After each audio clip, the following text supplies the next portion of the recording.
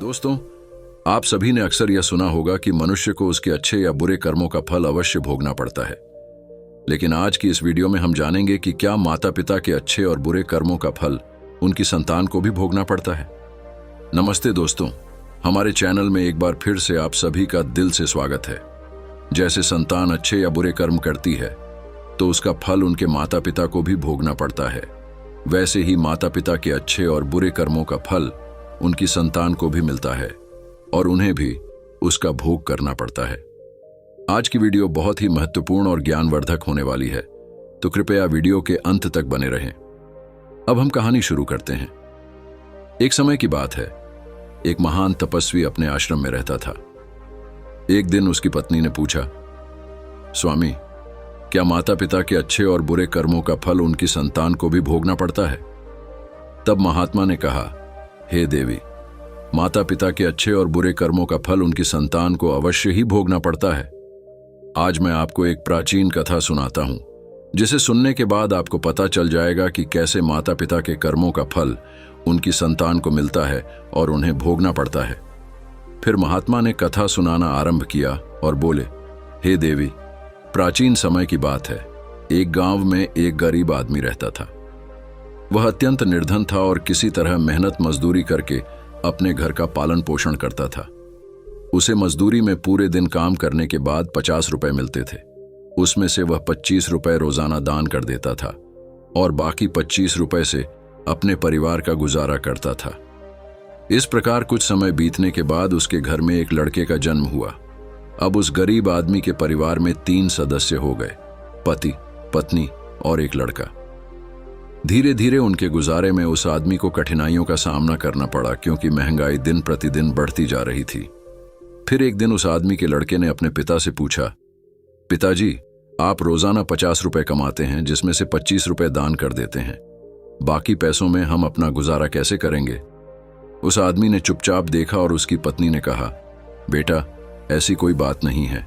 तुम्हारे पिताजी 50 रुपए कमाते हैं और 25 रुपए दान करते हैं। यह दान तुम्हारे लिए ही करते हैं, दूसरों के लिए नहीं। लेकिन वह लड़का यह बात नहीं समझ पाया, क्योंकि वह बहुत छोटा था। महात्मा ने कहा, हे देवी, इसी तरह से कुछ समय बीतता गया और वह लड़का धीरे धीरे बड़ा होने लगा।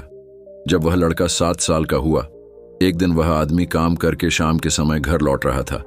तभी रास्ते में एक काला भैंसा आया और उस गरीब आदमी पर हमला कर दिया। भैंसे के हमले से उस आदमी की वहीं मृत्यु हो गई।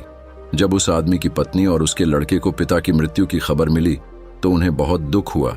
फिर एक दिन उस गरीब आदमी के लड़के ने अपनी मां से पूछा, मां, हमारे पिताजी कहां चले गए हैं?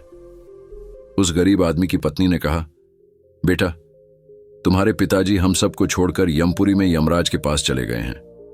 तब बेटे ने कहा, जब पिताजी थे तो वे रोजाना 50 रुपए कमाते थे और 25 रुपए बचत करते थे। हमारा पालन पोषण उसी 25 रुपए में करते और बाकी 25 रुपए दान करते थे। अब हमारा पालन पोषण कैसे होगा? हमारा पेट कैसे भरेगा? मां ने अपने बेटे से कहा, बेटा, जिस घर में गरीबी होती है उसका कोई सहायक नहीं होता है। सभी उससे दूर भागने लगते हैं, सिवाय भगवान के, क्योंकि वही गरीबों के सहायक होते हैं। फिर बेटे ने अपनी मां से कहा, मां, ऐसा मत सोचो, मैं यमराज के पास जाऊंगा और अपने पिताजी को वापस लेकर आऊंगा। हमारी गरीबी देखकर यमराज को हमारे ऊपर अवश्य दया आ जाएगी और वे हमारे पिताजी को मेरे साथ अवश्य भेज देंगे। फिर महात्मा ने कहा, हे देवी, उस छोटे से बच्चे की बात पर उसकी मां ने ध्यान नहीं दिया। फिर एक दिन की बात है, उस गरीब आदमी की पत्नी अपने लड़के को घर पर अकेला छोड़कर गांव में काम करने के लिए चली गई। उधर जो उसका लड़का था, उसने मन में सोचा कि मैं यमराज के पास जाता हूं और अपने पिताजी को लेकर आता हूं। ऐसा सोचकर वह लड़का अपने पिताजी को लाने के लिए अपने घर से चल दिया। उस लड़के को चलते चलते काफी समय बीत गया। फिर उसे थकान का अनुभव हुआ और उसने एक विशाल आम के पेड़ को देखकर उसकी छाया में जाकर बैठने का निर्णय लिया। तभी उस आम के पेड़ ने मनुष्य की आवाज में कहा, बेटा, तुम कौन हो और कहां जा रहे हो? मेरी छाया में आज तक तुम्हारे जैसा कोमल बालक नहीं आया है। फिर उस लड़के ने कहा, मैं एक गरीब आदमी का बेटा हूं और अपने पिताजी को लाने के लिए यमराज के पास जा रहा हूं। आम के पेड़ ने जब उसकी यह बात सुनी तो उसने कहा, बेटा, तू मेरे लिए भी यमराज से एक प्रश्न पूछ कर आना कि मैं कई वर्षों से यहां पर खड़ा हूं, लेकिन मेरा एक भी पत्ता जमीन पर नहीं गिरता है और न ही मेरी डालियां सूखती हैं। मैं कितने वर्षों तक और यहां खड़ा रहूंगा? मैंने अपने पूर्व जन्म में ऐसा कौन सा पाप किया था जिसके कारण मुझे इस योनि से मुक्ति नहीं मिल पा रही है? इसका क्या कारण है? तब उस लड़के ने कहा, ठीक है, मैं यमराज से तुम्हारा यह प्रश्न जरूर पूछ कर आऊंगा। इतना कहकर वह लड़का वहां से आगे बढ़ा। चलते चलते रास्ते में उसे एक इच्छाधारी सर्प मिला। उस सर्प को देखकर वह लड़का डर के मारे कांपने लगा और वहां से भागने ही वाला था। तभी वह सर्प मनुष्य की आवाज में बोलने लगा, बेटा, मुझसे डरो मत। मुझे इतना बताओ कि तुम कौन हो और कहां जा रहे हो। लड़का सर्प के पास गया और हाथ जोड़कर कहने लगा, हे नागराज, मैं एक गरीब आदमी का बेटा हूं और यमराज के पास अपने पिताजी को लाने के लिए जा रहा हूं। सर्प ने कहा, बेटा, तुम यमराज से मेरा एक प्रश्न पूछ कर आना।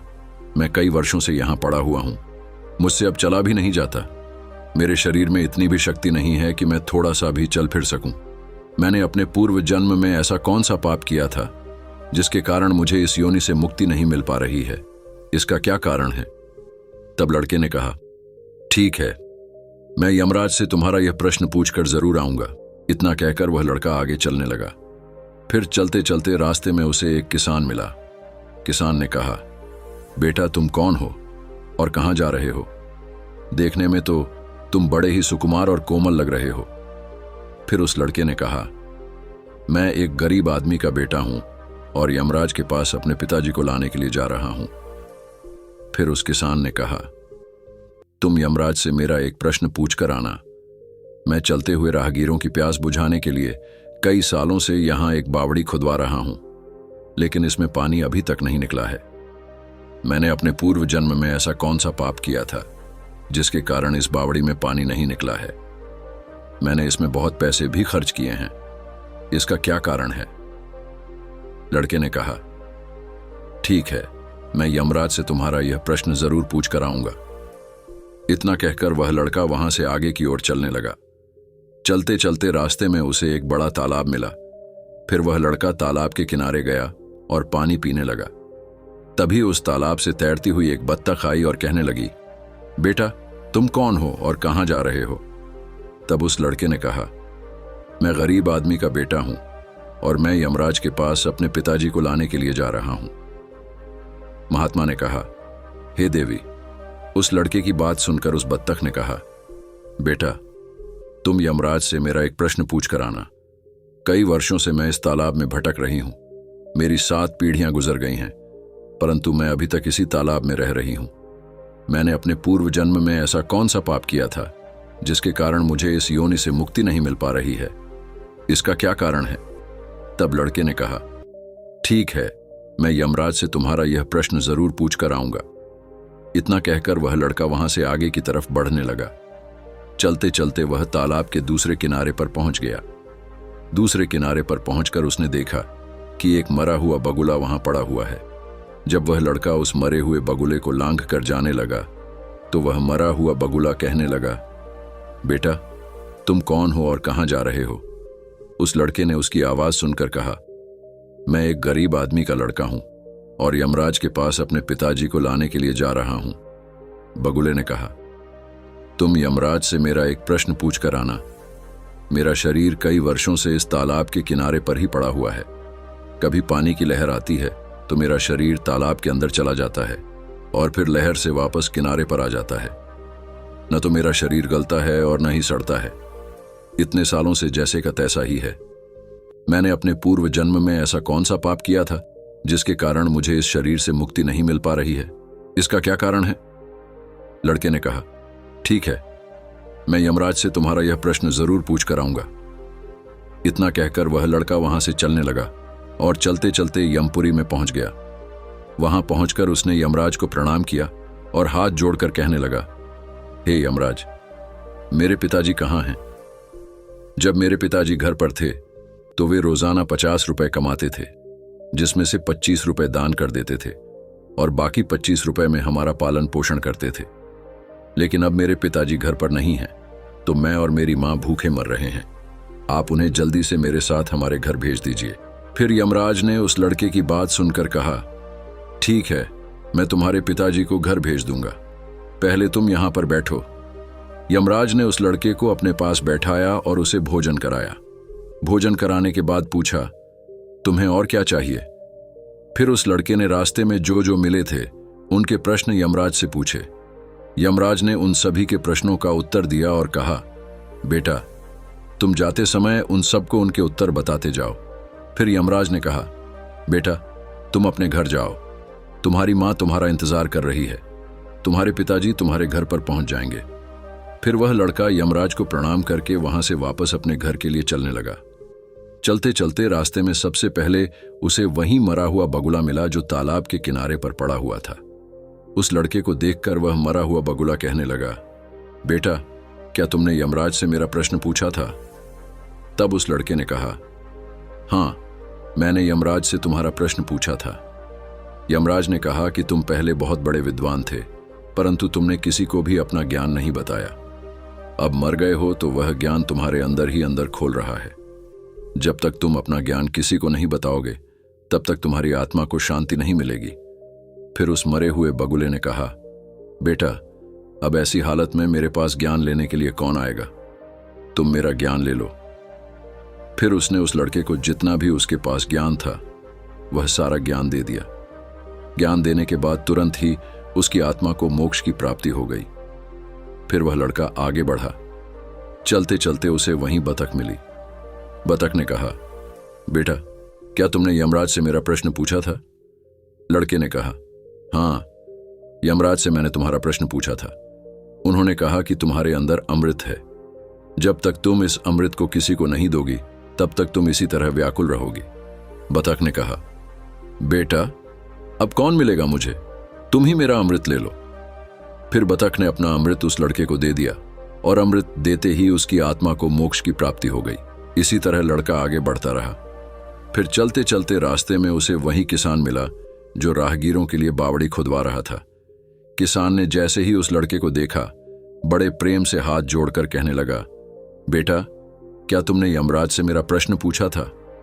लड़के ने कहा, हाँ, पूछा था। यमराज ने कहा कि आपके घर में एक जवान कन्या कुंवारी बैठी हुई है। जब तक आप उस लड़की का विवाह नहीं करोगे और कन्यादान नहीं करोगे तब तक बावड़ी में पानी नहीं निकलेगा। पहले जो तुम्हारा कर्तव्य है उसे पूरा करो। जो ईश्वर ने तुमको दायित्व सौंपा है उस पर ध्यान दो। पहले आप कन्यादान करो, उसके बाद इस बावड़ी को खुदवाओ। फिर किसान ने कहा, मैं अपनी लड़की के लिए लड़का कहां ढूंढने जाऊंगा? तुम बहुत ही सीधे साधे स्वभाव के लग रहे हो, सुंदर भी हो और देखने में बहुत अच्छे लग रहे हो, इसीलिए बेटा तुम ही मेरी लड़की से विवाह कर लो।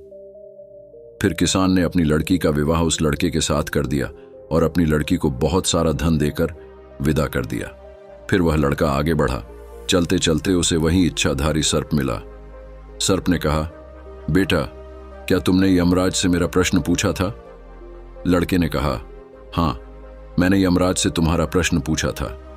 यमराज ने कहा कि तुम्हारे पास जो नागमणि है तुम उसे धरती पर नहीं रखते हो और न कभी किसी को दान दिया है। जब तक तुम इस नागमणि का दान नहीं करोगे तब तक तुम्हारा शरीर ऐसे ही बना रहेगा। सर्प ने कहा, बेटा, मैं यह नागमणि अब किसे दूं? तुम ही इसे ले लो। फिर सर्प ने अपनी नागमणि उस लड़के को दे दी। नागमणि देते ही सर्प की आत्मा को मोक्ष की प्राप्ति हो गई। इस तरह से वह लड़का अपनी पत्नी को लेकर आगे बढ़ा। चलते चलते उसे वही विशाल आम का पेड़ मिला जिसकी छाया में उसने विश्राम किया था। पेड़ ने पूछा, बेटा, क्या तुमने यमराज से मेरा प्रश्न पूछा था?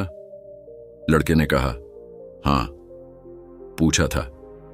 यमराज ने कहा कि पूर्व जन्म में तुम्हारा काम स्कूल में बच्चों को शिक्षा देना था। तुम्हारा पद एक गुरु का था, परंतु तुमने अपने पद का सही इस्तेमाल नहीं किया।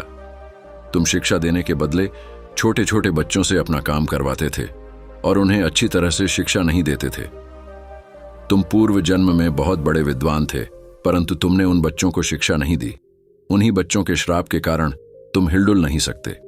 तुम्हारे अंदर जो ज्ञान भरा हुआ है उसे किसी को दे दो, इसके बाद तुम्हें मोक्ष की प्राप्ति होगी। महात्मा ने कहा, हे देवी, उस लड़के की बात सुनकर उस आम के पेड़ ने कहा, मैं यह ज्ञान किसे दूंगा, तुम ही इसे ले लो। फिर आम के पेड़ ने उस लड़के को जितना भी ज्ञान उसके पास था सब दे दिया। जैसे ही आम के पेड़ ने उस लड़के को अपना ज्ञान दिया, उसकी आत्मा को शांति मिल गई और वह पेड़ की योनि से मुक्त हो गया। वह लड़का अपनी पत्नी के साथ चलते चलते अपने घर पहुंच गया। जब वह लड़का अपने घर पहुंचा तो उसकी मां उसे देखकर बहुत खुश हुई और पूछने लगी, बेटा तुम कहां चले गए थे और यह लड़की कौन है जो तुम्हारे साथ आई है? फिर लड़के ने अपनी मां को सारी घटनाएं बता दी जो उसके साथ घटी थीं। महात्मा ने कहा, हे देवी, अब उस लड़के को समझ में आ चुका था कि उसके पिताजी वापस नहीं आ सकते हैं, क्योंकि उनकी आत्मा को मुक्ति मिल चुकी है। उसके पिताजी ने जो दान पुण्य किया था उसका फल यमराज ने उस लड़के को दे दिया। इस प्रकार महात्मा ने अपनी पत्नी को समझाया कि माता पिता के अच्छे और बुरे कर्मों का फल उनकी संतानों को कैसे मिलता है और पूर्व जन्म के कर्मों का फल व्यक्ति को कैसे प्राप्त होता है। इसके अलावा पिताजी द्वारा किए गए पाप और पुण्य कर्म भी उनके बच्चों को कैसे मिलते हैं, यह बताया। तो दोस्तों, आपने आज के इस वीडियो से क्या सीखा, मुझे आप कमेंट बॉक्स में कमेंट करके बता सकते हैं। इसी के साथ उम्मीद है कि आपको आज की वीडियो पसंद आई होगी। अगर पसंद आई हो तो कृपया इस वीडियो को लाइक करें और उस इंसान से शेयर करें जिसे इस कहानी को सुनने की जरूरत है। और हाँ, हमारे चैनल को सब्सक्राइब करना ना भूलें। तो चलिए फिर मिलते हैं एक और नई वीडियो में एक नए संदेश के साथ। तब तक के लिए अपना और अपने माता पिता का और अपने परिवार का ख्याल रखें। धन्यवाद।